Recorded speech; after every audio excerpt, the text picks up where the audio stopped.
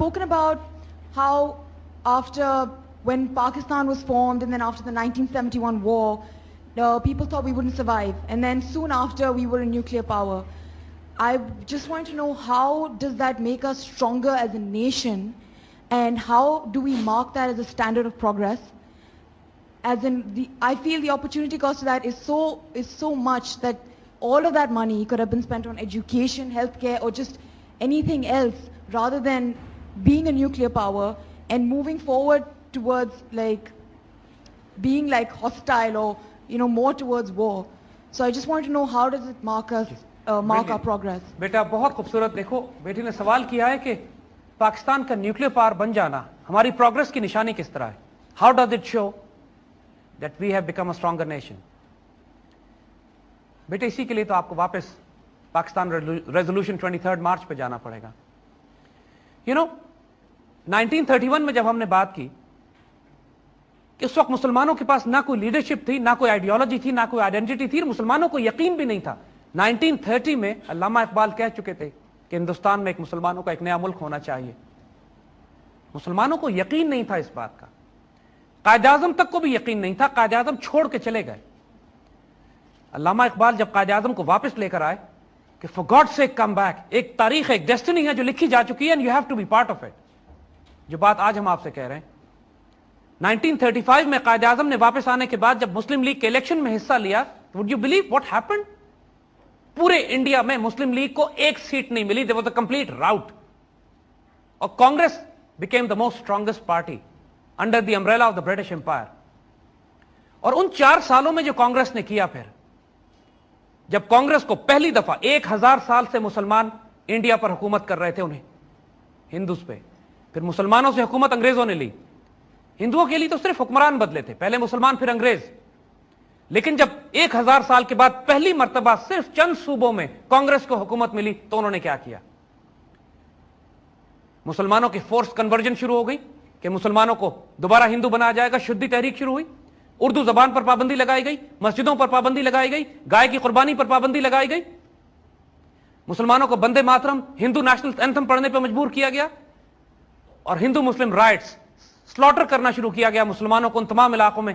और इस हद तक मुसलमानों के साथ जुल्म हुआ. वही सब कुछ देखो, जब मुसलमान हुकूमत करते हैं तो डिग्निटी और ऑनर के साथ करते हैं. एक दफा की बात नहीं है. हमने स्पेन की 800 साल की मिसाल दी.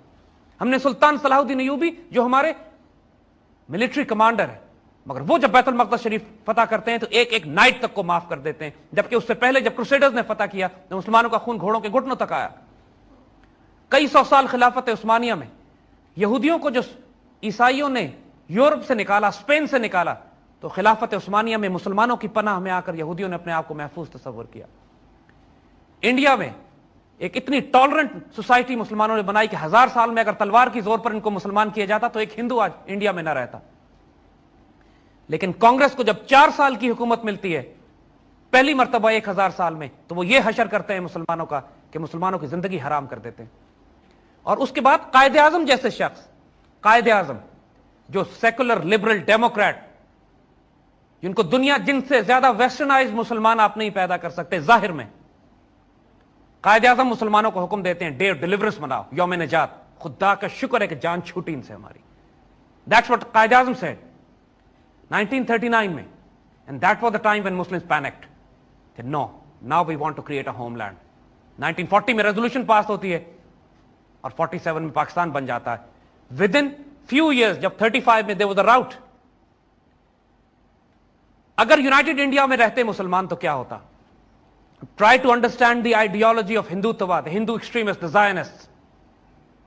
गुजरात को नहीं भूलना बच्चों. 2002 में जब गुजरात में मुसलमानों के साथ हुआ है, 10,000 मुसलमानों, बच्चों, बच्चियों, औरतों को जिंदा जलाया उन्होंने. इन इंडिया 21st सेंचुरी का आगाज was a genocide. Don't forget Kashmir, जहां 1 लाख मुसलमानों को ज़िबा कर चुके हैं वो पिछले 10 साल में. डोंट फॉरगेट खालिस्तान, जहां 2 लाख सिखों को ये 84 से ज़िबा कर चुके हैं. Don't forget the Christians in India, जब 10,000 क्रिश्चियंस को पिछले 4 माह में ये ज़िबा कर चुके हैं, ये जिंदा जला चुके हैं. And don't forget those Dalits and Shudras कि जो अपने ही ब्राह्मण राज के नीचे अनटचेबल्स हैं, जिनको हाथ नहीं लगाया जा सकता. They are also humans. And this is what the Hindu ideology does. जब इनको ताकत और इख्तियार मिलता है वो ये करते हैं. पाकिस्तान हमारा बाजू तोड़कर अलग कर दिया गया, ईस्ट पाकिस्तान। किस लिए, किस तरह वो कर सके ये? इसलिए कि उनके डिजायर है ग्रेटर इंडिया, उनकी ख्वाहिश है ग्रेटर इंडिया। वो अभी तक वही ड्रीम रखते हैं कि सिंगापुर से लेकर काबुल तक उनकी एक हुकूमत बनेगी, और पाकिस्तान उसकी राह में सबसे बड़ी रुकावट है। 1971 में we were a weak nation, we had no military power, और हमारा एक घटिया दुश्मन है, हमारा हमसाया हमें अच्छा नहीं मिला। I wish we had dignified honourable enemy, even not even honourable with their enemy, जो इंसानों और बच्चियों और औरतों को जिंदा जला दे। 40 लाख मुसलमान पाकिस्तान बनाते हुए उन्होंने शहीद किए थे। Don't ever for a second think कि अगर हम अपनी आर्मी रिड्यूस कर दें, अपना डिफेंस कम कर दें, अपना न्यूक्लियर मिसाइल प्रोग्राम कंप्रोमाइज कर दें, हम उसके बाद 3 साल जिंदा नहीं रह सकेंगे। We will all be slaves of Hindus once again, उस आजादी के लिए जिसके हमारे मां बाप ने इतनी कुर्बानियां दी थी। Never ever for a second doubt this. हमारे पास मिसमैनेजमेंट है, बैड गवर्नेंस है, हमने खयानत की अपने मुल्क के साथ, पैसे जाया किए, खयानत करते हैं, इसलिए डेवलपमेंट नजर नहीं आती। मगर इसका मतलब यह नहीं है कि हम अपनी इज्जत और आबरू की हिफाजत के लिए जो हथियार बना सकते हैं वो भी ना बनाए। 71 के बाद हम न्यूक्लियर पावर बने, और हमारे पास एक रीजन इसलिए था न्यूक्लियर पावर बनने का कि 74 में इंडिया ने न्यूक्लियर एक्सप्लोजन कर दिया था। 71 में वो पाकिस्तान तोड़ चुका था, 74 में उसने न्यूक्लियर एक्सप्लोजन कर लिया। The balance of power was so much in their favour that they were planning to overrun Pakistan in 3 years. We had to start a nuclear program, and they created the deterrence. The money spent. एक बात हम आपको यहां मिसाल देते हैं, और जरा अपने दुश्मनों से सीखिएगा। 1948 में जब इसराइल की रियासत बनती है, और उसके बाद गोल्डा मेयर, एक यहूदी औरत जो उनकी प्राइम मिनिस्टर बहुत मशहूर, उससे एक अखबारी जर्नलिस्ट ने इंटरव्यू लिया। Golda Meir wanted to buy weapons for the state of Israel, और इसराइल के पास उस वक्त पैसे नहीं थे, अमेरिका ने उनको इतने पैसे देने शुरू नहीं किए थे, और चारों तरफ अरब मुल्क, मुसलमान मुल्क जो थे, ऑब्वियसली दे वर हॉस्टाइल कि Israel was transplanted with in the Muslim heartland, तो इसराइल को अपने दफा के लिए वेपन्स चाहिए थे। तो उस जर्नलिस्ट ने गोल्डा मेयर से कहा कि आप अपना सारा बजट असलहे की खरीदारी पर खर्च कर रहे हैं, क्यों? You should spend this money on development, education, health care, roads, construction, housing. तो गोल्डा मेयर ने कहा कि मैं एक बात तुमसे कर रही हूं, लेकिन इसको छापना नहीं जब तक मैं मर ना जाऊं। और कहती है कि मैंने मुसलमानों के नबी हुजूर सल्लल्लाहु अलैहि वसल्लम की सीरत को पढ़ा है, और मैंने उनकी जिंदगी से एक ऐसा सबक सीखा है कि जो गैरतमंद और दलेर और इज्जतदार कौमें सीखती हैं। मैंने ये तारीख में पढ़ा कि जब हुजूर सल्लल्लाहु अलैहि वसल्लम का इंतकाल हुआ तो घर में 3 दिन से खाने के लिए कुछ नहीं था, लेकिन घर की दीवार के ऊपर तलवारें, तीरे, नेजे, कमाने और असला इतना भरा हुआ था कि जो एक मुजाहिद के घर में होना चाहिए। वहां से मुझे विजडम मिला कि कौमें भूखी तो रह सकती हैं, लेकिन अपने दिफा के लिए, अपनी इज्जत और आबरू की हिफाजत के लिए हथियारों पे कॉम्प्रोमाइज नहीं करना चाहिए।